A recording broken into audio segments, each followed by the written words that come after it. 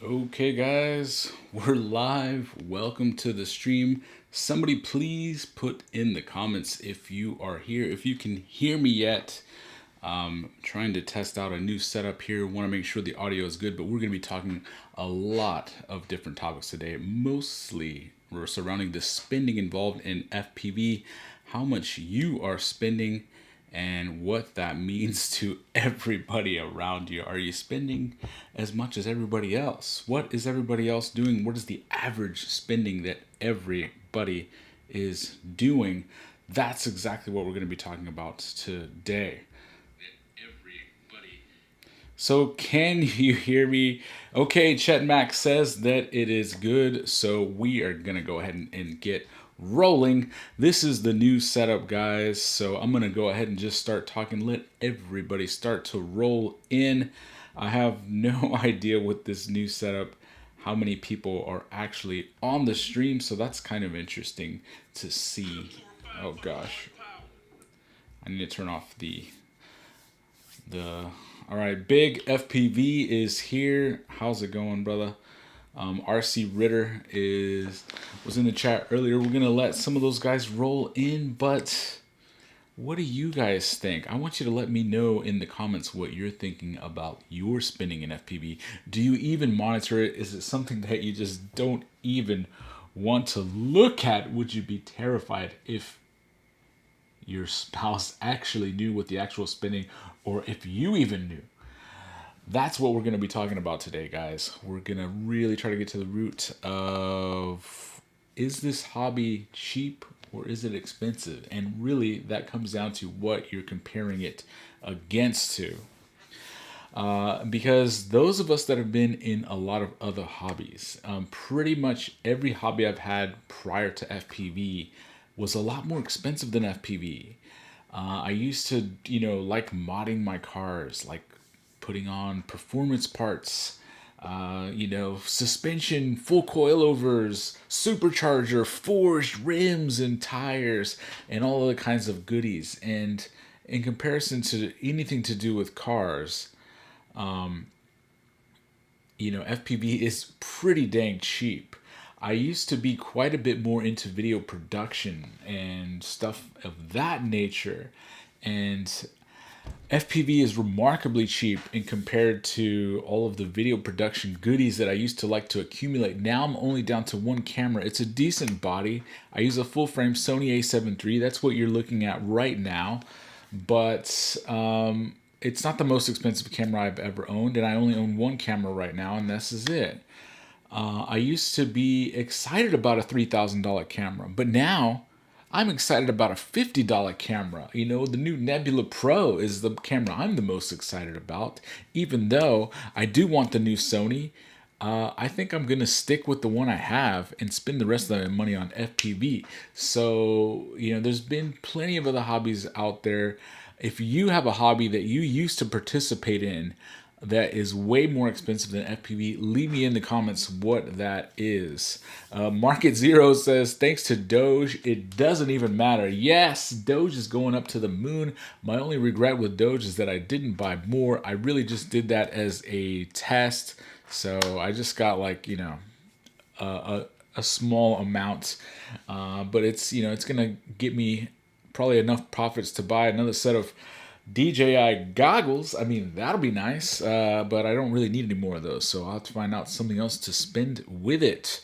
Big FPV says he spends about $150 to $200 a month, but it depends. Dresmon says paying $300 to $500 a month mostly. Wow, Dresmon. I'm very curious, what are you buying every month? Is it lipos? Are you buying binding flies? Because I wanted to also talk about what the life cycle of spending in FPV is. Because of course, your first year is going to be very heavy. You have to buy a lot of infrastructure pieces that are going to pretty much last you if you watch the reviews and buy right, which I mean by that is if you buy quality pieces of gear, you won't be buying again in a year. If you go straight to the DJI goggles right there, if you get a quality charger that's going to cost you, yes, over $100 to get a nice HOTA Duo Pro or an ISDT Duo, Both of those are going to be over $100, but they're going to last you several years. If you get a decent radio, you spend $150 to $300 on that and get a decent Crossfire or Tracer or Ghost module, that's going to last you.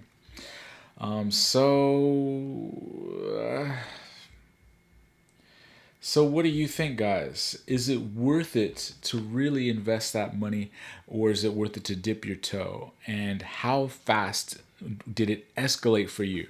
How fast did it go to, well, I need this, and now I need this, and now I need this, and now I need this?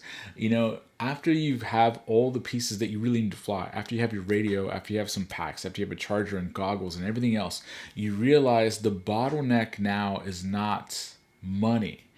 It's time. It's finding the time between work and family and every other thing that you have to go out and get that flight time, because it's truly an escape and a great thing to experience for all of us. So I really think that you're going to find, like I do eventually, that the biggest cost, the scarcest resource is not money, it's time.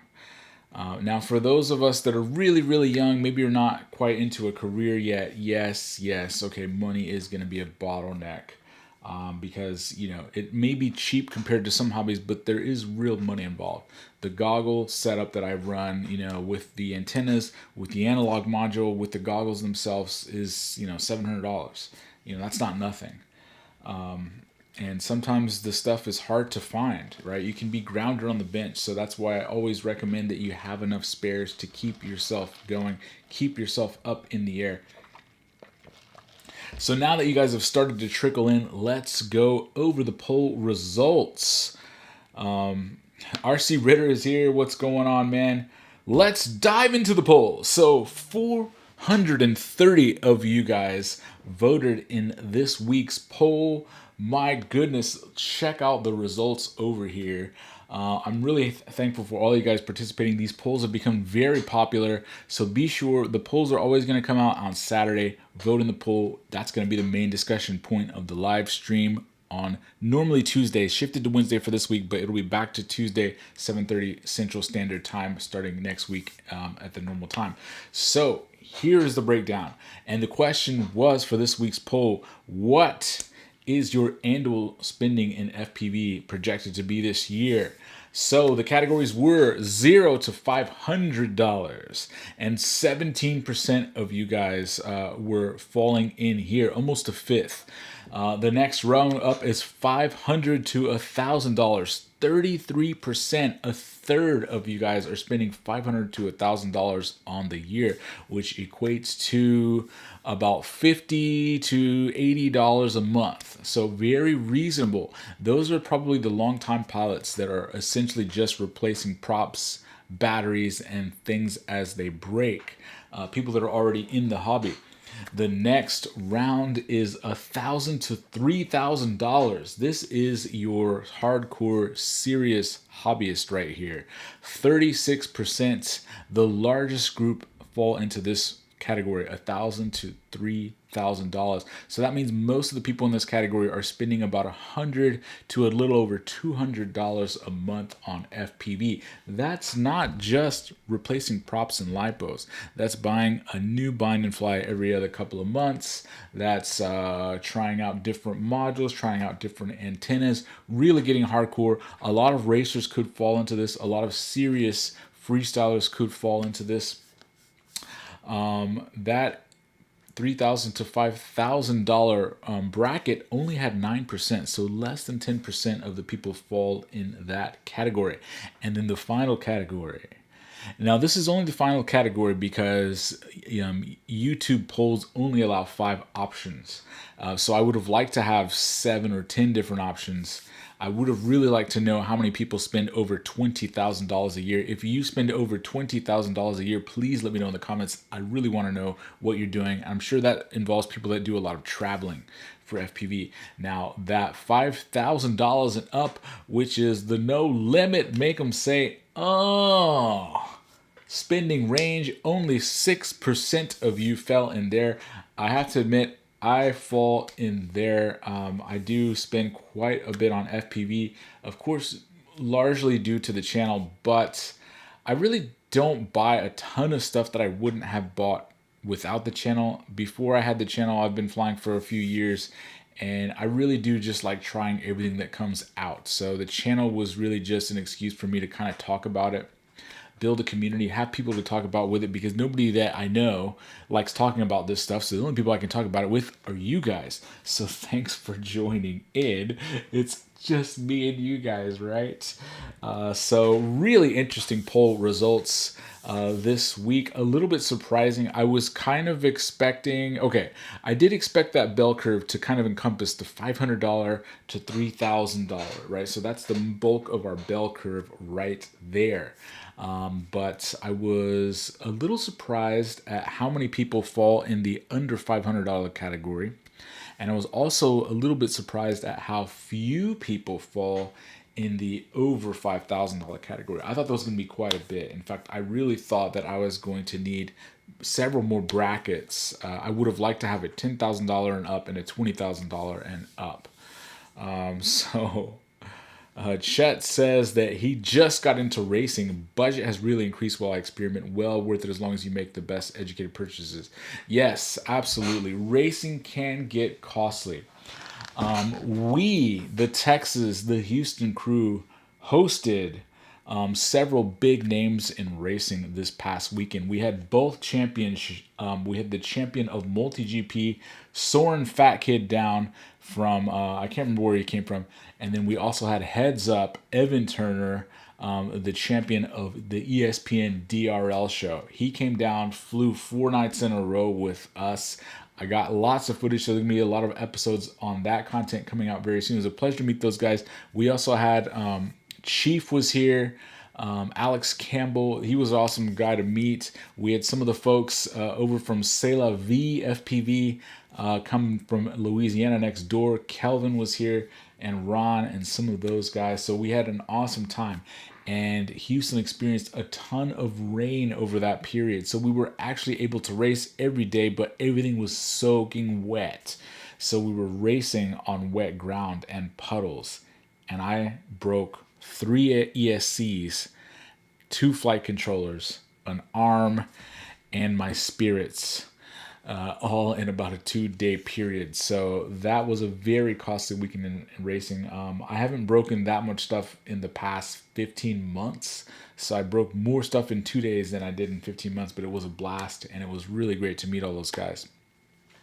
So I'll be retooling my racing setups. I'm really going to get into Freedom Spec very soon. I think that's going to be a good thing for beginners as well. But where do the cost points lie? Let's kind of walk through. Let's catch up on the comments real quick, and then we're going to go through some of what I think the evolution of your spending habits are probably looking like. So, let's see. Ritter says that the goal is $100 per week. By Tuesday, I'm in trouble. Yeah, I mean, that's not a bad goal, for sure. But yeah, it can get out of control, and especially, but here's the thing. If you know you're going to be spending a few $1,000s every year, buy the sales. Pay attention to the FPV Sales Alerts group on Facebook. If you know you're going to need 10 receivers a year, buy them all when there's a sale going on. Don't wait till you need one and buy full price. Stock up on those components. If you're a racer or a freestyler and you use one particular motor, buy 4 sets of them. Have spares. Buy them when they're cheap. Same thing with like Vistas and air units and all that other stuff that we need multiple of for every single quad. Definitely buy those in bulk. That's the best way to save. That's the best way to make your dollar stretch farther for those people that participate in the hobby pretty much year round. Dreswan says that the first drone was a Mavic Mini this time last year. Since then, he's learned about FPV, and I'm just getting started. Well, welcome to the Thunderdome, Dreswan. It's going to get crazy from here, but I guarantee you're going to love it. Chet Max has just got into racing. Oh, yeah, we just said that one. Mike Matthews is here. How's it going? 88 Ender says that he's in the 6% crew here. Nice. I should make a shirt with that on it. Let's see. Mike says that I can't afford repairs, so I fly very conservatively here, maybe less than $100 club here. Now, I totally get that. And for my first year and a half, I was in that period. And I really think that as you're learning, you're going to break stuff because you're going to make mistakes. But once you kind of learn how to fly, just take it easy and get better. I don't think that a lot of people should follow that peer pressure in trying to go do Matty flips your third time flying or trying to go hardcore on a race. Show up to the events, participate if you want, but don't push it too hard. If you're breaking your breaking stuff, pushing at your limits, that's one thing. But if you're breaking stuff because you're pushing beyond your limits and you're just crashing, then slow it down a little bit. Now, I went very, very, very slowly. Like, I think my first year, I didn't even break a prop flying on 5-inch. Of course, that changed when I got into racing, but for sure. Yvonne is here. Thanks for the super chat. Spares are a must in this hobby. Yes, Yvonne down there is one of the Betaflight developers. He's had a lot of involvement in Betaflight 4.3 that's coming out. He's got a lot of features that he's put in, so stay tuned for a full review of those upcoming features very soon.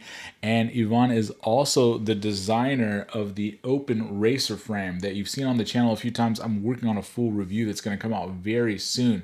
The open racer is something that he designed here in Houston, and we all kind of buy carbon. So I generally buy like 20 to 30 arms at a time. I buy tons of spares, tons of braces, because we do race at the night spot. We do race on concrete, and buying it all together as a community is the best way to kind of save a little bit of money there. All right, let's catch up on a few more of these comments. Wes is here. Hey, what's going on? Joe Cool is in the house. RC Ritter, guess I need a Freedom Spec. Yes. I just started to get this together. This is going to be my Freedom Spec rig. I was lucky enough to actually buy these heads-up motors from Heads Up himself a couple of days ago. So that was really cool. It was like getting to buy iPhone straight from Steve Jobs. It was pretty awesome. And I'm going to build up a Freedom Spec racer. It's going to be analog because that's what Freedom Spec is on right now. So this is going to be the heads up motors running on 3S. I can't wait. You know what's funny though is I just took pictures of this thing today, and I open up YouTube, and what do I see? Bardwell put a video on the 533 switchback. Yep. So ever since that one time I made fun of him because I reviewed something and beat him to release, he's like, he knows everything I'm doing. He beats me every time now. Like, oh my gosh, like Bardwell, he beat me again. But all good. Go check out his video if you're curious about a Freedom Spec build. I can't wait to get this thing up in the air. It was great fun seeing those guys all race on Freedom Spec all weekend, and I was a little jealous because I didn't have these Freedom Spec motors, so I couldn't do it, but now I'll be able to very soon. Can't wait for that. So let's catch up on these comments. Ritter says he just joined Portland Racing Drone League. That's awesome. Lone Star is here. How's it going? Lone Star has a community out there, and where is it, Lone Star? It's somewhere in Texas, and they're getting some stuff going on over there, so join them out. Leave in the comments, Lone Star, where it is. I'm sorry, I always forget. Justin Slate says, since the chip shortage is about to hit us hard, I grabbed a few Nebula Pros. That is a smart deal. We've had all of the in-stock alerts going on in the FPV sales alerts group for Nebula Pros. That Race Day Quads had several very recently, but I think they're all gone now. Wes asked if I'm going to the Moonlight in Dallas. I'm not. A lot of the Houston guys are. I spent so much time racing this past weekend though. Like that was kind of my allotment of racing, like in one weekend for most of the month. So I'm not going to be able to make it this time, but hopefully very soon I can get out to one of those races. I do have a couple of sets of the Moonlight props. So if you do get the Moonlight props, don't forget, because this got me. I didn't realize they don't come with the batteries needed to run them. So you got to find the batteries. So I've had these Moonlight props now for like a month and a half. And I'm still trying to get the batteries to actually turn them on at the night spot. So yeah, that was a bit of a bummer. Let's see. Joseph Dahari is here. Oh man, the man, the myth, the legend. Thanks. Right back at you, brother. I like that little sleeve. That is sick. Yes, this is the 533 Stack Saver. And so, as I mentioned this week in breaking all that stuff, we were flying in a lot of puddles, muddy water. Some of the areas on the track, if you would crash, there would be like 2 inches of water. And so this Stack Saver was a must. You can get these for only $3.99 at 533.com. I'm not sponsored by them in any way, but I think it's just a cool little product. And if you have a wrist small enough, you can actually wear it on your wrist like a little bracelet. I think I'm going to keep an extra one at a race, especially at our night spot. Sometimes when we're racing out there at night, the sprinklers come on. So you can make a bit of a fashion statement. You can see this watch is about a 47 millimeter large bezel. It's quite large. And it's about a 20 millimeter strap. So you can see that the 533 Stack Saver is about a 20 millimeter, maybe 21 millimeter thick bracelet size if you're a watch guy. Dresden says, make a shirt. I'll buy the first one. I am going to make a shirt. I'm shopping merch vendors right now. I had a test run of these stickers out. I was able to give one to Heads Up so that he could get, or a couple of Heads Up so he can get one over to Quad Doc. Quad Doc, I hope you got the sticker. So I'm going to try to make some shirts with this on there too. And I'm trying to get a simpler text-based logo design. I've been pressuring Zorro to make me a logo for about the last 2.5 years. I message him about once a quarter, begging for him to find the time to design me a logo. So far, he keeps refusing, but I'm wearing him down. Zorro, design me a new logo. Zorro. Now, this logo was actually designed by a local artist for me, Jesus, and he did an excellent job. I really, really love this. Is kind of like the main graphic for my channel that I've been using. There are people out there that are so talented. I had a rough idea and a rough sketch that I wanted something that looked like this, and he just took it to another level. So that was really cool. RC Ritter says, what is the 3S battery size for Freedom Spec? You're pretty much going to use a 22 to 2300 milliamp hour 3S pack. That'll get you pretty much full throttle on these 2207 1960 kV heads up motors that will last you a good 3 minutes, 3.5 minutes of full throttle. Seeing these guys race on Freedom Spec was incredible. And when I first heard about it, I thought, who would want to race that slowly? But they are not racing slowly. Their times on Freedom Spec, this is how talented these guys are. Their times on Freedom Spec, flying a 3S battery, was faster than my times flying on the exact same track flying a 6S battery.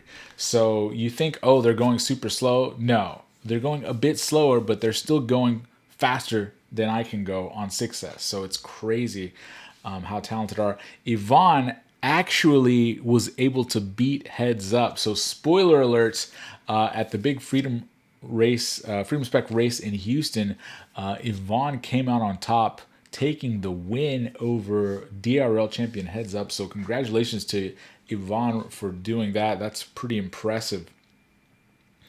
Let's catch up on a couple more of these. Michael Matthew says, I learned real quick that YouTube videos don't show the number of crashes it took to pull that trick off. Yeah, I always try to let people know what I broke. So I'm going to be releasing a lot of videos on the races. And like I just said, the 2 days of racing killed 3 ESCs, 2 flight controllers, an arm, and my hopes and my dreams were all crushed. Let's see. Yvonne says he's gonna get together with Wes. They're gonna try to make it up there. We had Evan and Chief, and oh yeah. Where were you, Wes? You should have came down. That rig looks way better than Bardwell's. Yeah, Bardwell, I used to think, like, why does he use that red electrical tape? It looks so funky. But then I think he was just kind of trolling us. Like, I think he knows that it bothers people, but it, like, stays in their brain. Like, clearly it stayed in our brain because we're both talking about it right now. Yeah, I'm trying to make mine look a little bit cleaner, though. I really like a clean look on my builds, especially my racing builds. Of course, they're going to get ugly after I crash them a few times. Lone Star says he's up in San Antonio. The meetups are in Canyon Lake. So look for Texas Drone meetups on Facebook to go meet some of those guys. If you're in the San Antonio area, check out those guys. Yeah, there is the Temple group up in San Antonio. Marcellus is here. What's going on? Any news on the lawsuit versus the FAA? I know that Race Day Quads has posted a few updates on their website. I'm not super in the know on those. I think there was a recent one, so go check it out on Race Day Quad's website. They're putting updates there, so I'll let them kind of cover that since I'm not too familiar. Big FPV says they're nuts. They came. Alex and Rab came up to Knoxville and ran them. Yeah, those Freedom Spec things are crazy, man. So, will the Stack Saver cause your electronics to overheat? You know what? It's funny you mention that because I just shot the review for this Stack Saver today. And this is really kind of like an elastic material, so it does have some breathability. It will let some air go through it. And so what I've seen some people do on a wet day is they'll tie electrical tape around their quad, or they'll put like clear packing tape or masking tape, or they'll just tie like plastic grocery bags to their quad to try to keep the water out. That will trap the heat in. This will actually allow some airflow through. Like, it's not completely there is some, you can breathe through it, right, if you had to. So, it is going to get a little bit hotter. But the thing is, when you're traveling at race speeds, you're going pretty dang fast. And a lot of times what will cause your stack to die isn't just water, but it's little small bits of grass, dirt, sticks. And I even saw somebody short out an ESC with an ant that crawled onto the ESC, and it actually shorted the ESC out. You could see it burned onto the FET. So that was pretty interesting. I think that was at Battleground. Yvonne might have been there that day when the ant killed it. So RC Ritter is shopping NASA's Synology QNAP. Or do you have a cart with your affiliate? I will post after this video some affiliate links to some NAS options. I'm still not using a NAS per se. I have an 8 terabyte external drive that I just back up to every other month or so, some of the footage. And but I'm thinking the next step in the next year or two, I'm going to have to upgrade. I only recently started shooting 4K this year. I didn't really like to have the space savings, but I did finally decide that it was worth the extra bump in resolution, especially for some of the small stuff that we show, to do 4K. On that note, will conformal coating cause overheating? I mean, I think you're going to have a little bit more heat because of the extra layer of stuff, but the protection benefits that you get are well worth it. So I do have conformal coating. I usually forget to apply it, but being that I killed so much gear this year because of it getting wet, I'm going to go ahead and start with this build. This is actually not done, so before I put the electronics in there, I'm going to conformal coat them. I have learned my lesson.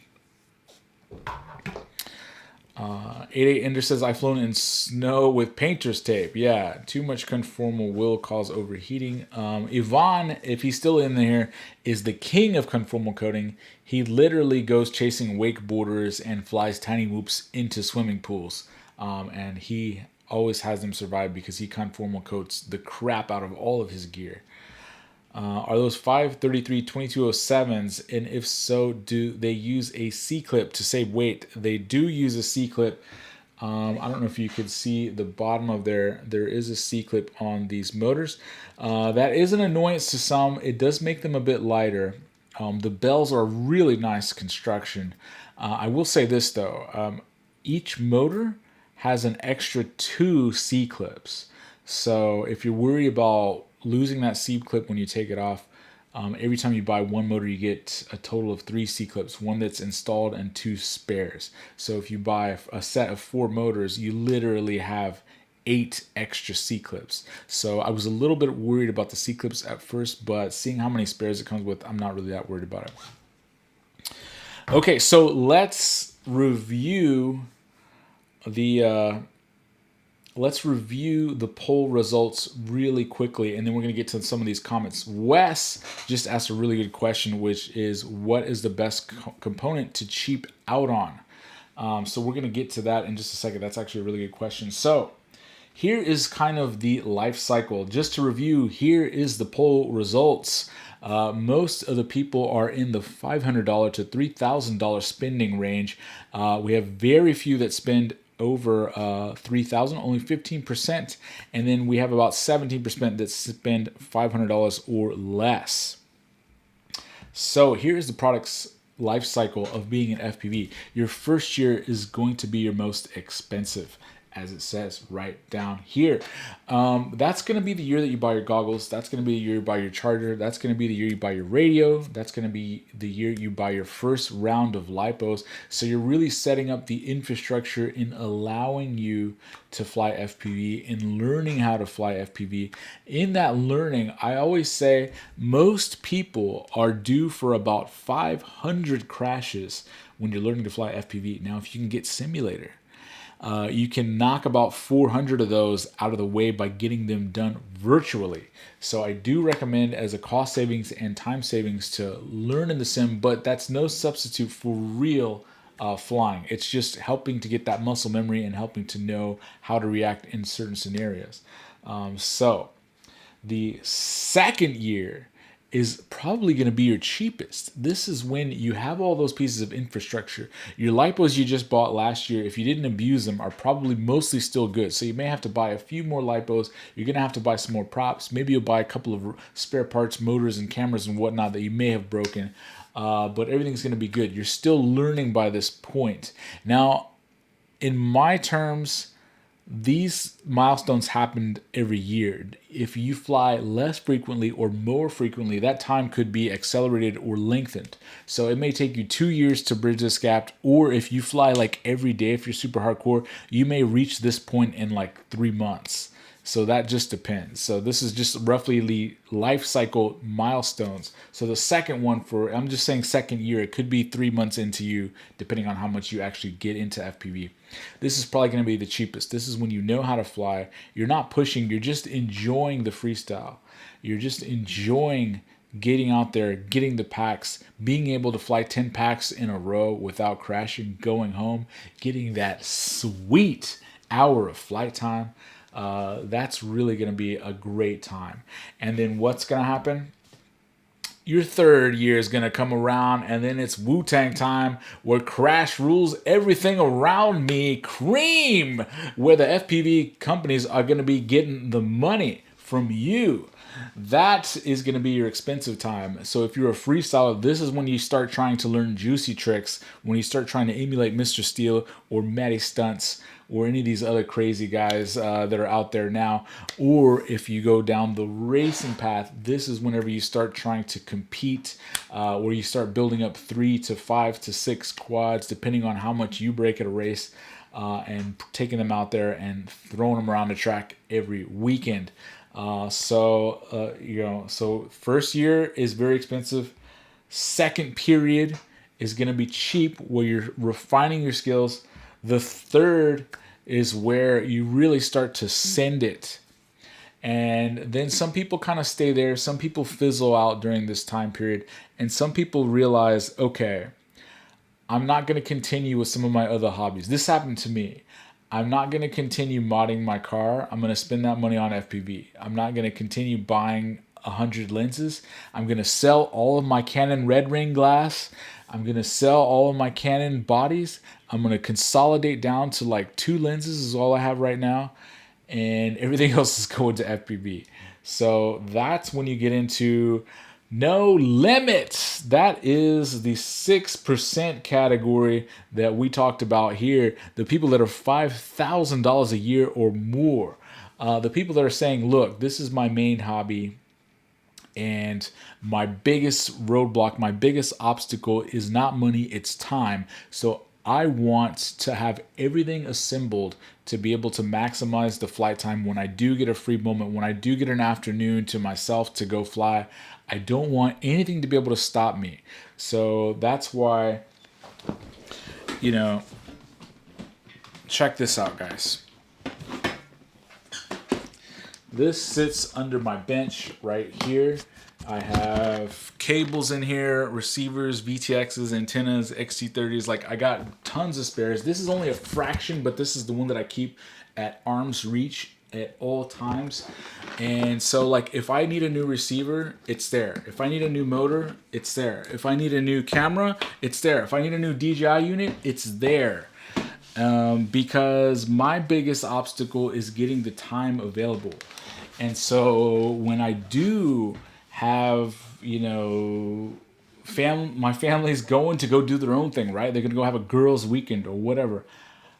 I need everything ready to go. So I broke all my quads. I'm going to be spending the rest of this week fixing. I'm going to be spending the rest of the week getting this Freedom Spec going. I'm going to get all my race quads ready to race again before I continue with any of the channel business. Because I love you guys, but I got to fly. And that's the difference between me and a lot of the other channels out there. This is still my hobby. This is not my job. I actually like doing this. I actually think it's fun. I'm not checking out stuff that's garbage and like hating life because I have to like review something that's a piece of crap. So when you get to that point where you discover like this is the hobby for you, quit. Yes, buy everything when it's on sale, but don't shortchange yourself. Don't rob yourself of your flight time. If this is your main hobby, you should never be without something that can fly. So that's my advice. And so that's just to recap. The life cycle is first year, all the infrastructure, goggles is going to be the most expensive thing, and lipos. Second year, the cheap time. You finally learn how to fly. Third period is when you just start crashing. If you're a freestyle, this is when you start going off to bandos. If you're a long ranger, this is when you really start sending it over the cliffs of the Alps somewhere. And if you're a racer, this is when you start hitting those laps around the track.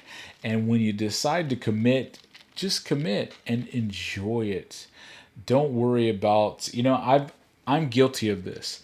When I'm flying around the track, a lot of times I'm not going as fast as I know I could be, because every time I start to push my stick on the throttle, I'm seeing that gate ahead and I'm thinking, oh man, if I crash into that gate at 90 miles an hour, that's a $60 ESC and a $30 flight controller and a $25 motor.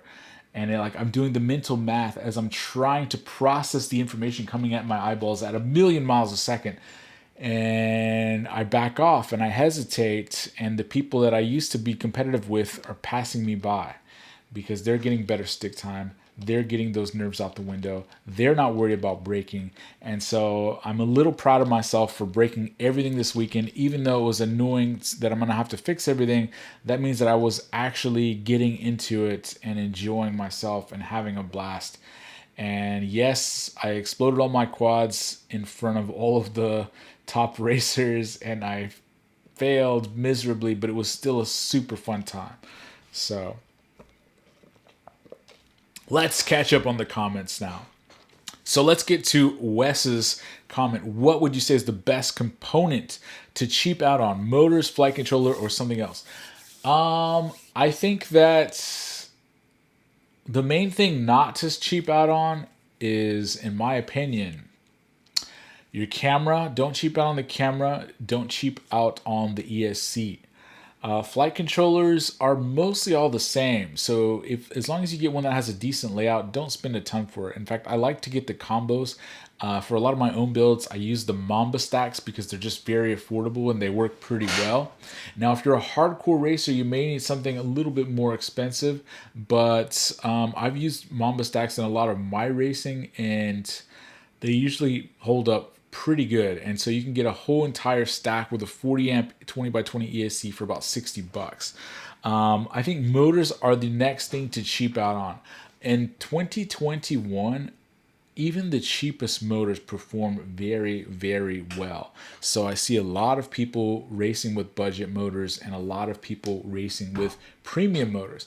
Now, I really do like that 533 is selling a premium motor at a price tag that you can essentially get a set of motors for like $85. So it's still not ultra cheap, but it's a lot less than the $110 that you would normally pay for top of the line motors. So that is nice. Other good options that I've seen people running are the Newbie Drone Flows. For freestylers, I would probably be running that if I was a basher. The Emax Eco 2 is pretty good as well. And here's the thing though, all of these motors are going to mostly perform about the same.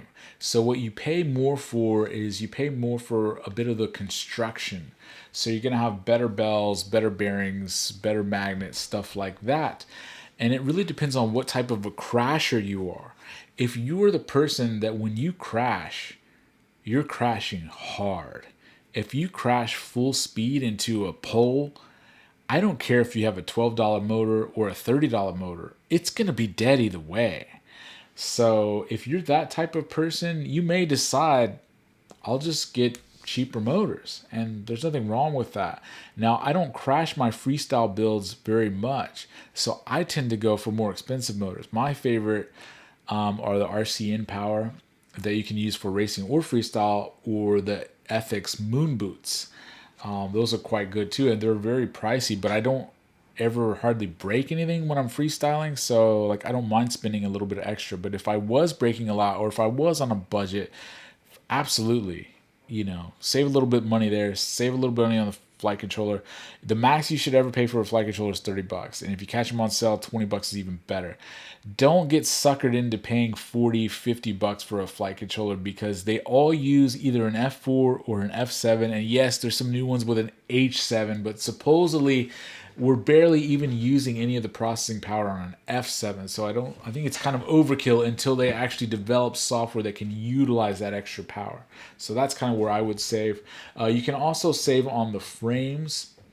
Now, if you're a hardcore freestyler or you're wanting to get really good footage, I think it's worth investing in a frame. Now, for racers, like we have the homegrown open source option that we fly in town, the Open Racer. That's fairly economical. You can also fly like the Racer 2. The switchback frame is actually pretty cheap. I think it's what, $45-50. So you buy a couple of those and then you buy a bunch of spares, and then boom, you're good for a whole season pretty much. So that's where I would cheap out on. DQ says, just for maintenance, C-clips are a pain. I definitely agree. I rarely ever change bearings, though, and I don't really kill that many motors, so I don't mind as much. But if you're the kind of person that replaces bells a lot, again, we all crash differently. I've noticed that when I crash, I tend to crash straight up the middle. So like in my earlier days, I used to break a lot of cameras, but very few motors. But that's just, I think my eye just gets locked on the edge of a gate and I just go boom straight for it. But some people end up breaking a lot of motors. So if you are that person that replaces bells a lot, then maybe these are not for you. But Freedom Spec does look very attractive, so I can't wait to try it. I'm going to do a Johnny 5 edition Freedom Spec build. I'm going for the lightest weight possible. I'm going to challenge any of you Weight Watchers out there to build a build lighter than what I'm about to do. So stay tuned for that, guys. Let's see. Marcelo says if you're going to go bash it, go cheap on motors. Yeah, I definitely agree with that. You can go cheap Everything's less. Tears, yes. 10 packs without crashing. Wow, you'll get there. I mean, the first time you do it, it's really great, man. Like, you will get there. I think I skipped that stage. Okay, let's catch up on some more of these comments. Oh man, there's a bunch of them here. 88 Ender says new stuff keeps coming out. Analog, Shark Bite, digital, ESCs keep toasting. Motors, bats, GoPros, a lost squad, the tears, the tears. Yes, sometimes you're gonna have those rough days. But that's when you just, dust it off. You think, oh, a lost quad, that's a bummer. Maybe you lost $400. If you had a GoPro, maybe you lost $800. But that's still cheaper than curb checking the wheel to your family car, most likely. So, hey, it ain't going to be that bad. Now it's an opportunity to get a nice new build. Speaking of new builds, at the end of the live stream, I always kind of like to show what is on the bench. I already showed you the switchback. I finally got the iFlight motors I was waiting on to finish up the Hyperlow air shot. So I'm going to finish that in the next week or two. Quite a lot of stuff has come in all at the same time. So now I got so much building to do. I finally got these M2.5 screws and finished up the 4-inch Apex HD, baby. Man, this thing is juicy. The thickness of the arms on this 4-inch, I mean, these things are like, is it 5 mils thick for a 4-inch? Man, these arms are just straight beef. So this actually flies really, really good. I have the Chief motors, guys. The Chief. I was actually able to meet Chief this weekend, so it's really cool to have a set of his motors. These suckers are 2005 2600 kV. Flying these suckers on 4S. So the Apex is coming very soon in 4-inch. Then I got a little something over from the guys at Umagod. This is the ultralight Umagod motor. It only has 2 holes on the bottom. The frame is in the mail as well, so I'm going to be getting this ultralight 5-inch build going very, very soon. I just love the design of this thing. They have some cutouts on the bell to save a little bit of extra weight. So this 2004 motor, it's 2400 kV that you're meant to run 5-inch on 4S, and it's only 17 grams. 17 grams ultralight. I'm going to be trying to do as close to their spec as possible. I'm going to be using the iFlight Beast board, which is what they use on their channel. So we'll see how that compares against the Shocker Light, the Dave C Recon, and a lot of those other ultra light 5-inch. Can't wait to get my hands on that one. Let's see. So that's what's coming up in the channel very soon. I also put together this little DIY Cinewhoop kit called the Cine 8. I don't love this thing. So, whatever. If you just wanted something light to fly, it doesn't do that great with the weight of an Insta360 Go 2, and that's what it's meant to carry. So, you'll see the review of this coming up very soon. Let's catch up on some more comments. Except for the dog walkers, Mike says, 2 identical rigs are mandatory. Yes, I'm going to be building up 2 open racers for my DJI race builds. And then I'm going to have this Freedom Spec. This is only going to be used for Freedom Spec most likely. But I do like that this essentially could go on a 6S race if I ever wanted to. So I did have to switch to analog this week, and I broke both of my DJI quads. It's funny, I've been racing with one DJI quad since I got DJI. I never built a spare because I was just too busy with other stuff on the channel, and I've lasted this entire time well over a year with only one racing quad. That's unheard of. And I attribute it to the fact that I could actually see where I was going for the first time. DJI is so clear. I wasn't hitting those ghost branches that we have in a lot of Houston tracks. So that has been great, but I knew there was going to be a lot of hardcore racing this weekend with Heads Up and Chief and Soaring down. So I built up a second DJI quad. My first time running it was at the night spot, and my first pack of a new DJI build, and I blew the ESC. What? Are you kidding me? My first pack, I killed it. I've been running one race quad for over a year in my first pack. But I guess I must have been trying to show off in front of those guys. I don't know. So, that's just how the cookie crumbles sometimes, guys. You just get the bad luck, but it's okay. We're going to build it. We got the skills to build. I got my TS100 right here, so this thing's going to be getting a lot of use this week.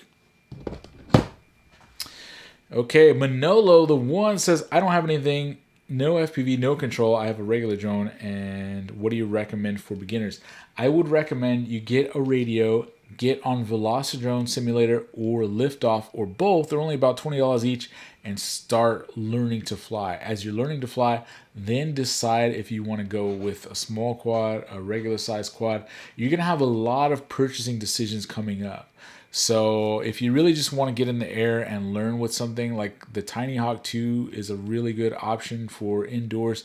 Beta FPV sells an all-in-one kit with a radio that you can use and some cheap goggles and some batteries and all that. Like, that's a pretty good kit for about $250. But the thing is, when you buy one of those kits, you can learn how to fly. But when you actually decide FPVs for you, you're going to have to re-buy everything. You're going to need to buy more goggles. You're going to need to buy a better radio. You're going to need to buy, everything else. So I would start with the radio first. A good one is like the Radio Master TX16S. That's $160. Then spend $20 for a simulator. So $180, and you can learn how to fly. And as you're learning, practicing, getting those flights, getting those crashes virtually. Remember, where most of us are due for 500 crashes. If you can get 400 of those out of the way on the sim, you're going to crash less, fly more in real life. And that gives you time to make your purchasing decisions and decide, do I want to start with a micro? Do I want to start with a 3-inch? Do I want to start with a full-size 5-inch freestyle? And so do that and keep coming back, and feel free to ask any questions. Mike says the Baby Hawk 2 HD just shipped. Yeah, mine shipped the other day too. I'm really looking forward to checking that one out. I have that one on the way as well. So stay tuned for that. Justin Slay says, thanks, bro, for all your videos. I'm enjoying it. Good night, y'all. Thanks, man. Thanks, Justin. Rock Steady says, gotta break a few eggs to make an omelet. Ain't that the truth? But if you get a little bit of spinach in there and some tomatoes, some nice ham, a little bacon, a little sausage, maybe a little bit of cilantro and some fresh jalapeno and a little bit of grilled onions, you're gonna have a delicious omelet. And that's why I like to have a few micros, a few 3-inch, a few 5-inch, a few racing quads, a few freestyle quads, something to carry the Insta360 Go 2, something to carry the GoPro Hero 9. I mean, you just, you gotta have a little bit of everything. So yeah, you break a few eggs, but the omelet that you end up with in the end is quite tasty and quite juicy if you do it the right way. Marcella says, I put LRS flashed to 9R9MX and a cheap GPS on my main 5-inch, and I'm building a light long range. I'm done for a while. In fact, I got to sell my racing rig just to keep one spare freestyle rig. I think, Marcellus, that is a good point. So as you are experimenting in FPV, you're trying different things. You're trying micros. You're trying a racing quad. You're trying a freestyle quad. If all of a sudden you find yourself gravitating towards one thing, sell everything else. Sell everything else. If you decide, I think I want to focus on racing, and mostly racing, sell the things that you're not using. Don't start hoarding gear. I try to sell as much as possible. I'm not always successful, but I have way more things that I can fly most of the time. And so don't just hoard it and wait till the value drops to zero. Let it get into somebody else's hand, especially if you have good condition gear. The FPV Marketplace on Facebook is ran by, I can't remember, is it Tim? But they have a ton of good stuff on there. We all help each other. We all just sell your stuff. Let somebody else get some use out of it if you're no longer using it. If you decide you want to go freestyle, get rid of your micros. If you decide you want to go DJI, get rid of your analog. I do it all the time. don't just let the stuff sit there and collect dust. Let somebody get some life out of it.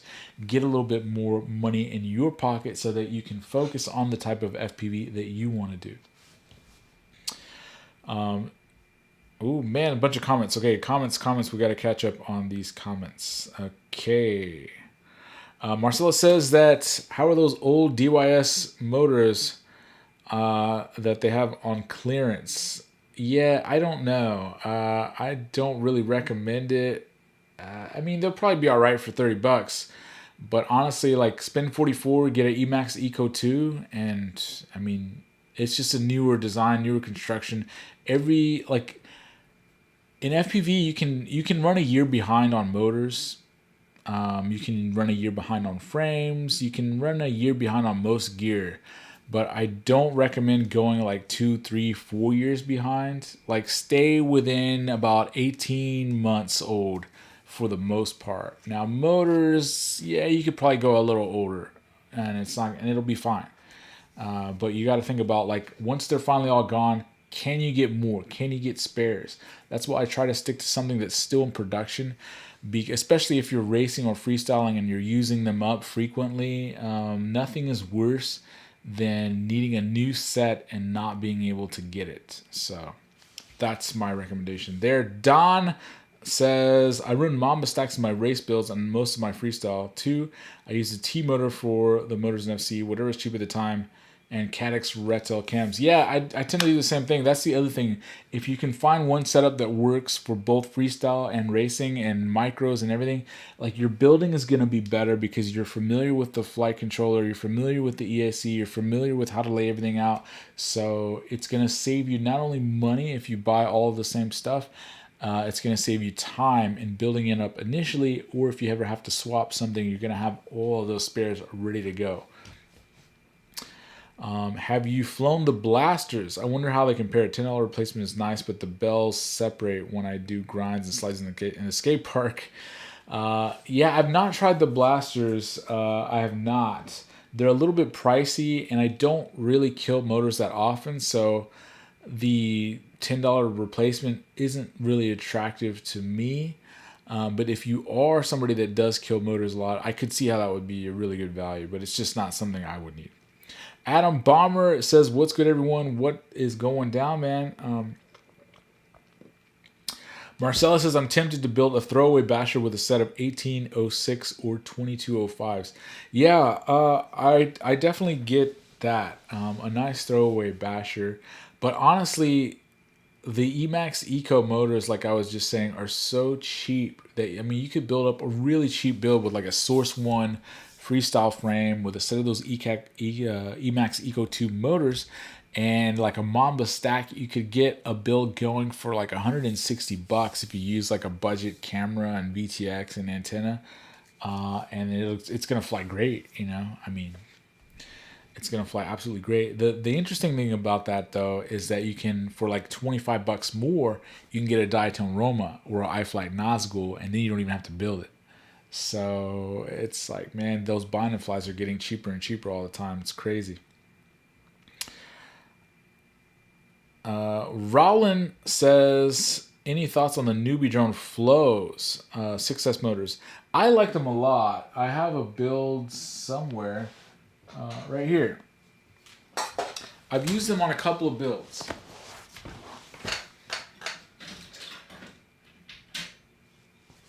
Here is the Newbie Drone Vivid that I reviewed on the channel. This is their freestyle frame, and it has those flow motors on there. I was really, really surprised at how much power and how smooth they are for a budget priced motor. I, at the time, was primarily flying on both racing and freestyle the RC InPower 2207 Plus high KV, 1860 kV. And I couldn't believe at like less than half the price how close this felt. In fact, on the low end, because I think this is a little bit wider of a stator, it actually felt a little more powerful at certain points in the throttle range. I was just blown away. So I have actually personally bought 3 or 4 sets of these Newbie Drone Flow motors. I tried them on a racing build. I tend to crash head on onto stuff. Like I was saying, I tend to break more cameras. So for racing, what I noticed is the top of the bell is very sharp. So when I hit something, the prop would dig into that top of the bell, and I couldn't really bend the prop back. It would kill the prop on a good hit into a gate. Now, I don't really tend to do that in freestyle, so I would highly recommend the Newbie Drone Flows for freestyle. I have noticed a lot of people racing with them too, but again, it depends on how you crash and if you like to use props until they're like half dead. I am such a lazy ass about replacing my props. Like, I'll keep flying a bad prop until it's just like flying off.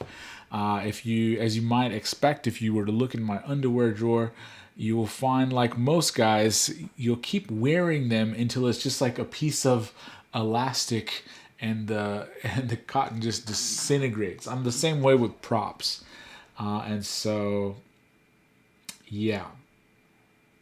But for freestyle, these can't be beat. If you do replace your props after every crash on racing, they can be great for racing too. I personally know several people. El Profe, who is one of our local chapter heads, he runs the Newbie Drone Flows on the race course. He only races, he doesn't even freestyle. So they are great for both. Really good value and really good power.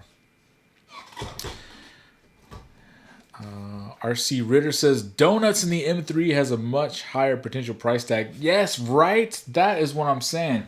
You can burn up a set of tires and it'll cost you way more than like a set of DJI goggles with a quad and a radio. Like basically a first time expensive setup.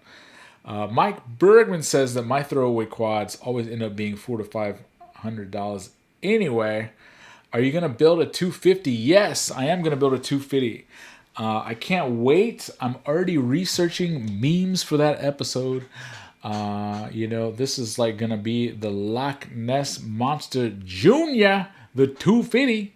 So that is on the way. It should be arriving any day now, and I'm going to get that in the works. Man, I got so many projects in the works now. The channel is really blowing off, so thanks to all of you guys for participating in these polls. Thanks for everybody for watching, liking, for clicking the links, for supporting me on Patreon. So I'm really starting to kick up speed. I'm in sort of a weird transition period, so where I'm getting big enough to where a lot of companies are reaching out and wanting to work with me, which is exciting. But I can't really afford like an editor or a builder, so I'm doing everything myself. I'm going to keep trying to manage though and push through it. It's a great problem to have. I'm not complaining at all. I'm super excited. The only part that stresses me out is that I want to be able to serve you guys better. So every time that something comes in, I feel like I want to get it built up, not just because I want to try it, but because I want to let you guys know. I want you guys to come on the live stream and discuss it with me. So it's been really cool about how much all of you guys participate on these live streams. I really didn't think it was going to be a thing. I really just was never that excited about it. And after doing it a few times, it's just, I look forward to it every week now. It's just such a blast. So on my Patreon, I'm going to start opening up voting and suggestion rights for you guys, the patrons, to pick the weekly topics for the live stream. So far, I've been picking them. I think we've had some pretty good data. We found out that most people fly in parks.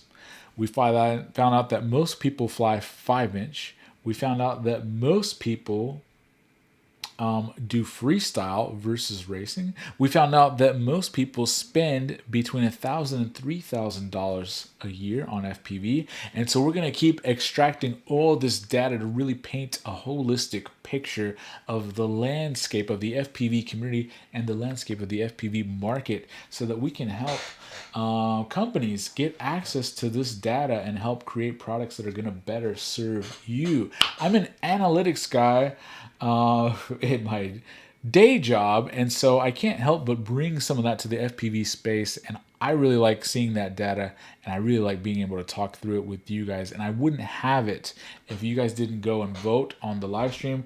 It's really exciting to see 430 people vote in this week's poll. Those numbers are going up, so great job. Let's see if we can get 500 on the next poll that will be released on Saturday. So keep going and voting in those. I really appreciate that, guys. Let's catch up on The Chief 2005 is also 17 grams. You know, I read that. I forgot to weigh it before I actually built this, but I did read that, and these are quite juicy as well. And they're very handsome looking motors as well, just like the man Chief himself. Let's see. That frame looks a lot like the Transtech Laser HD. Yeah, I mean, I like I mean maybe a little bit, but it's a good frame. DQ says he's also building a 4-inch Apex.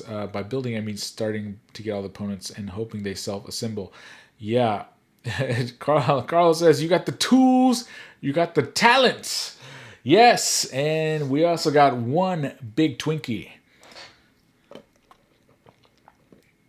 At least you have the parts in front of you. Yeah, yeah. Now, DQ, if you're building that Apex 4-inch, please do not misplace the screws, because I was completely screwed by this build in the middle. You see the screws on the top plate and on the bottom plate, there's 6 on each side.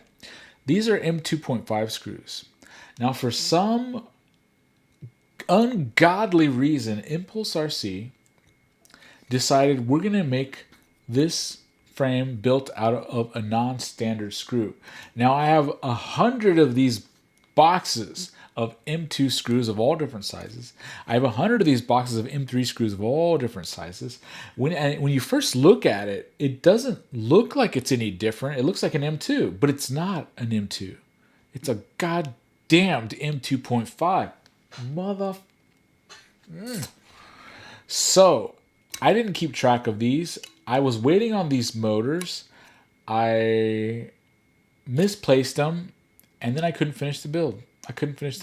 So thank you, Gibson, one of the guys from my local chapter, who had an extra set of M2.5 screws. I was finally able to finish this. This build has taken me like 3 months to do, but it's finally ready, and I took the first maiden flight today, and my goodness, this thing is so juicy. So stay tuned for the full review of this thing. But do not lose the M2.5. Like, you know, if you have a safe in your house, I would recommend taking those M2.5 screws, put that in there with your valuables, with your passport, anything else that you don't want to lose. You don't want to lose the M2.5 screws like I did. You will end up completely screwed. Trust me. Let's catch up on the last of these. Mike says the Loch Ness Monster Jr. Yeah, that's right. Maybe try the 4-inch props on the 250 like people are doing 5.1 on 6-inch. Yeah, that's an interesting idea. I probably will try some 4-inch props. The only thing is for 4-inch, I like a little bit of a higher KV. So I think that the 2400 kV of that really might be a little better suited for 5-inch. But I will try some, yeah, for sure. That's a good point. I got a bunch of those 4-inch Hurricanes.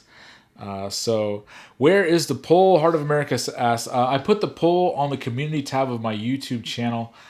So you can see this was this week's poll. So every Saturday I put a poll out there. And I let the poll run for a few days, and then we tabulate the results and we discuss it on the live stream Tuesday evenings. So I'm open to suggestions for the next poll. I'm usually trying desperately to think of something good to come here and discuss. Now, I know a lot of you guys don't necessarily love the subject of this poll, or maybe you love it, but you're afraid of it. You're afraid that your wife is going to discover it. I know that you told her that DJI combo drone kit was only $200. Yeah, but yeah, so I won't tell on you. The results of the poll are always 100% anonymous on my end, so I'm never gonna tell anybody's wife how much they spent. If you join my Patreon, I will give you a statement that says that you won everything that you own on one of my giveaways, so that you'll never be suspected of spending anything. So yeah, that's funny stuff. Okay, Skystone says, I just downloaded the program to hook the flight controller to my laptop and it came pre-assembled on Amazon for $400 on eBay. Okay, yeah. Timo, what motors did you get for the Hyperlow Airshot? I'm trying these new iFlight Zing V2s, the 2506 size. I'm going all the way up. I'm going to get some big beefy motors on there. Now, the interesting thing about that motor is that the kV is kind of low. I think it's like a 1650 kV, so really that might be more of a 6-inch size, but the Hyperlow is so big, I wonder if I could fit a 6-inch prop. I don't know. So we'll see if that works out. But I wanted to try those Zing 2s, the green and black ones. They're quite good looking. Uh, Mike Mike Adams sent me a text. Hey Mike, hey sorry. Hey thanks man. Oh man. Oh Mike. Okay, so he's from The Office. He says that his drawer looks the same. Okay, yeah. We used to talk about drones quite a bit in The Office together. And I remember, I think I got you a Turnigy Evolution when we were first starting out. And yeah, it's been. I hope you're still out there flying. I've been doing a lot of flying during the lockdown right now, so that's been fun. Yeah. So DT says, I wish I was in the 6%. Yeah, man, I wish you were there too. You're gonna get there though. Like I didn't start spinning out that much. I didn't get there for a few years. So, RC Ritter says his goal is 300 to 330 grams with a big battery. Yeah, that's a really sweet spot. I'm finding that the sub 250 category sub 250 with the battery is really hard to hit. But if you let yourself get to 300 to 330 grams, you can really get some nice power. And that's enough weight for you to carry the Insta360 Go 2. So like the Shocker 4-inch was right around that I built. So yeah, for sure. So yeah, Mike, if you're still flying, let me know. I know you had a lot of those big quads. Did you ever check out the DJI FPV drone? I think that would be right up your alley. It's a good combination of like a traditional camera drone, but still lets you get a little bit of that sweet freestyle and experience FPV. DC says, so you're married. Yes. Believe it or not, my wife puts up with some of this stuff. Here's the secret, though. I'm going to give you the secret. When you buy a new drone, buy your wife a new handbag. You need to buy some new DJI goggles. Buy her a refrigerator or something. Like, I don't know. Like, okay, not a refrigerator. Like, don't go buy her a vacuum. Buy her something she wants though. Like, so you might have to spring for some Louis Vuitton or something like that. But once you do, you're not gonna get too many questions about how many drones are up here. And I can always also say like, this is this drone actually belongs to somebody else, so I'm gonna be sending it to them. And it's kind of true. Somebody's probably gonna have this. Yeah, Rafa's gonna have this. Yeah, Rafa, right? Yeah. Rocksteady says he's only using the Hurricane 4023 on the 4-inch Whirling. Mike says, that's funny you mentioned about the price of digital FPV quad. I was just debating on picking one up just for ride along since I have one V1 goggles. Do you have one? I did have one. I bought one on release day. And I just, unfortunately, the budget for running the channel just couldn't allow for me to keep it. But if I had a little bit more budget, I would love to keep one of those because you're absolutely right. For ride-alongs, I was able to go out with my kid. I was able to go out with some friends, have them experience FPV for the first time. I could fly a freestyle quad while they were flying the DJI FPV drone. We could go experience flight together at the same time in a way that I never have been able to with people I actually know. The only people I've been able to fly with are like drone people, which, okay, I love my drone people, but it's so rewarding getting to share that experience. If you remember the first time you piloted a craft that flew in the air and being able to look down and soar. It's just such an amazing feeling, and being able to give a complete beginner that without having to have them worry about what to buy, what to do, how not to crash it. Like, it's the DJI FPV drone is virtually uncrashable. With 2 minutes of instruction, you can fly it without crashing it, and that's all I would give anybody. And people were sitting there, I had friends, longtime friends, telling me, "Are you sure you want me to fly this? Like, I've never flown a drone before. I know this is expensive." And I'm like, "Look, you're good. Just if you get stuck, take your thumbs off. It'll stay there. You won't crash. I promise." And it won't. So yeah, if I had the budget to be able to keep an extra $1,000 pieces of equipment, I would absolutely keep one of those just for that purpose. It's a great tool. I absolutely love that thing. It's not really for me personally, and that's why the FPV community was so like up in arms. They're like, "Oh man, this isn't a drone for me." Yeah, it's not a drone for you. It's a gateway drug to get people into FPV. It's a platform that points in two directions, both of which DJI has a presence. So I think what it's going to do is it's going to make people want a better looking shot, which will point them towards the Mavic Pro 2 line, or they're going to want more freedom in FPV and go towards building FPV drones and using the Caddx Vista, the DJI Air unit, which they also have product lines in. So now they have product lines in these two different directions. The DJI FPV drone is a product at the intersection of those two markets that feeds both of them. So pretty interesting piece right there. Mike A says, "If I buy that DJI, I'm going to need a statement for my wife. Mike, what the DJI FPV drone? I'll be happy to prepare you that statement."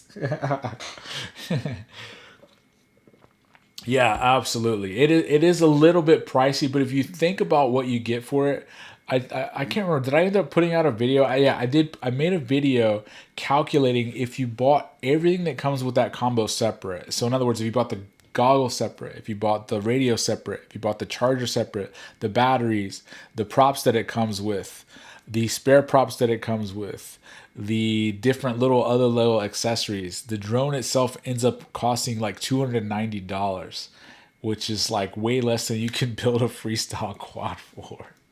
So yeah, that's just freaking crazy, man. Skystone says, "I really need to get help on my drone, not to bind the antenna." Skystone, go ask that question like in the beginner FPV Facebook group. I'm in there. A lot of other guys are in there, and that way you can like get group help, put some pictures, and list the list of specific components you have, and we'll help you get that bound up for sure. DT, new handbag, got it. Yeah, that's the secret. Now I mean, it's worked for me. Timo says the Brother Hobby 2507 motors rock on 6-inch bubblegum bi-blades. The Airshot is available in 6-inch now. The 5-inch Airshot has a very similar size to the CG 6-inch. Okay. Get FPV tapes names all over the box. What does that mean? Tapes names all over the box? I don't know what that means. Mike says, "You're selling the DJI drone. It's pretty new. Isn't it pretty new?" Yeah, I sold mine already. I sold mine. I just couldn't keep it. Like, I can't keep most of the stuff that I have on the channel. So anything you ever see on the channel, if you ever like it or want to buy one, pretty much everything I cover is for sale. The only thing that I don't sell are my racing drones. And I don't really feature them on the channel much, and I don't sell them just because I crash them all to heck. Everything else, I really don't crash much, so you can pretty much buy anything you've ever seen here from me. Just shoot me a PM or whatever if you ever want something. I'll let you know if I still have it. Some people have started figuring that out, though, and are like, "Okay, what do you got? What do you got? What do you got?" So there's 3 or 4 of you guys that have bought in several quads from me now. There's a couple guys that will figure out what's in the works and buy it before I even finish building it. I mean, that's crazy. So thank you to you guys. The only thing is I don't ever make money on it. I usually break even or lose money, but it still helps because then I can get the new stuff in, and that's how I can keep having all this stuff.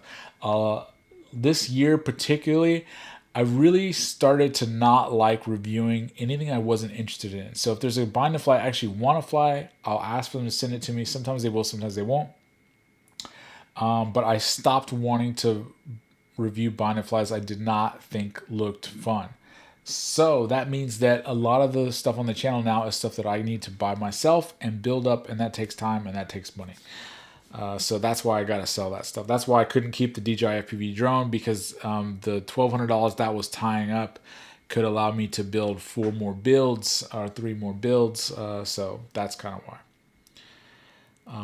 Newt McFly says, do you think there's a downside sticking with the DJI FPV V1 goggles? You know, I have the V1 and the V2, and I've been using my V1s lately just because they had like I had the BDI analog adapter on it, and I was too lazy to switch it over. So lately when I've been going out to a race, I just bring the V1. I don't really notice much difference. So, I mean, I don't know why I even bought the V2 now, really, to be honest. It's kind of pointless, but oh well. Yeah, so the V1s, at least for now, are totally fine. Now, maybe there'll be some features in the future. We all thought that it was going to have the video out, but it didn't end up having that, only for that DJI FPV drone itself. So, what a bummer. You like that effect, guys? Rocksteady says, my whirligig is 337 grams with the 6S550 and it flies like a dream. Yeah, that is a sweet spot in weight. It really, really is. And so people are concerned like, oh man, it's not 250 though. It's not 250. But we got 3 more years to get down to 250. So we're headed in the right direction. In 3 years, I'm confident that we can get lighter materials. We can get lighter motors. We can get lighter batteries. And we'll be able to maintain the flight feel that we want, is my hope. Crossing my fingers, guys. We're getting close, though. Right now, you know, a couple years ago, you couldn't dream of anything that could fly like something that 300 grams could fly today. And so I'm confident that we're going to keep trending in that direction.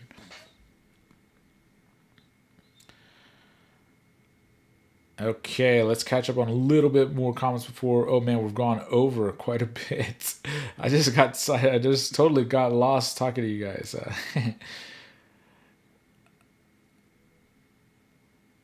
Okay, Skystone says, I got to bounce, but I really enjoyed being here and with the tips. Yeah, thanks, man. Mike Bergman says, I got to sell a few of my fresh DJI builds to fund one. Yeah, I mean, it happens. It happens. That's what you got to do. That's what I got to do. I mean, I've sold so many. You know, sometimes I'm like, ooh, I'm going to go fly, whatever it was, and I realize, oh, dang, I sold it. What? Sometimes I'll sell something and then, like, want it again, so I'll build it again. But then I got to build something else. And then I gotta sell again. So it's like, so I can get more money. So I can buy more drones. So I can make more YouTube videos. So I can get more money. So I can buy more drones. It's like a vicious cycle, guys. It never ends. When is it gonna end? I don't know.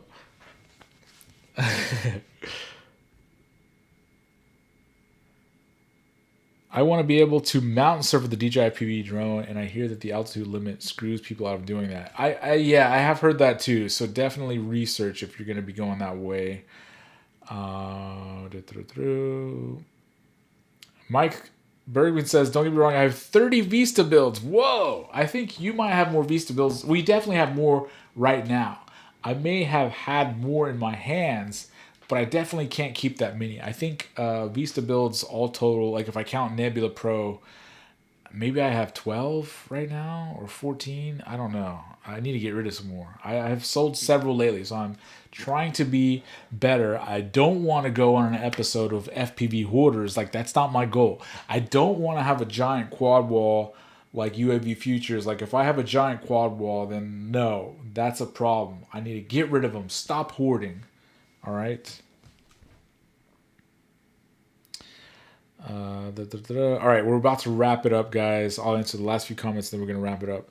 Now, I have so just an outsider looking up. I've been flying for 5 years. Yeah, man, you got to get it. Yeah. I still enjoy flying analog too. I'm building another one right now, actually. Yeah, I'm building my first analog. This 533 switchback Freedom Spec is going to be my first analog quad that I've actually built, and I've been excited about in a very long time. I did fly analog the other day when I reviewed the Rush Tank Solo, and it felt like punishment. It felt like flying punishment. It felt like flying Brussels sprouts. It was terrible. But on a race course, if you're not flying around trees, analog really is about all you need. Now, on those tree race courses, I am going to be still racing my DJI, so I'm not going to be switching back to analog, but I am going to be flying some Freedom Spec, and I want to have the option.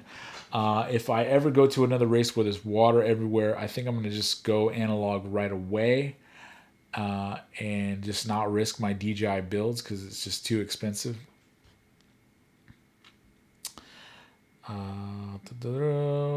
RC Ritter says that he flies 500 meters above Home Depot. Oh, Home Point. I thought it was like 500 meters above Home Depot. He's got the Baby Hawk H2 coming, but gonna use Radio Mass with Crossfire. Yeah, I love Crossfire. Mike says he's all in FPV hoarders right now. 7 years. Okay, guys, that's it. We're wrapping it up. Thank all you guys. Thank Mike, Mike Bergman, RC Ritter, and even Heart of America was here. Shames was here, the founder and creator. Shames is actually probably most responsible for Freedom Spec even being a thing. Okay, see, my battery-powered LED hair light actually just went out. I've been talking way too long. So we're cutting it off right there, guys. But thanks. Thank you guys for coming to the John 85 show, the show where John is always right. And if you agree with him, you could be right too. Stay tuned. We're going to have the poll up, the next poll on Saturday. And the next live stream will be, as always, Tuesdays at 7:30 p.m. Central Standard Time. So stay tuned for the next one. Thank you guys for coming. Click the links below, join the Patreon, or just come in and leave me a nasty comment because I will appreciate that too.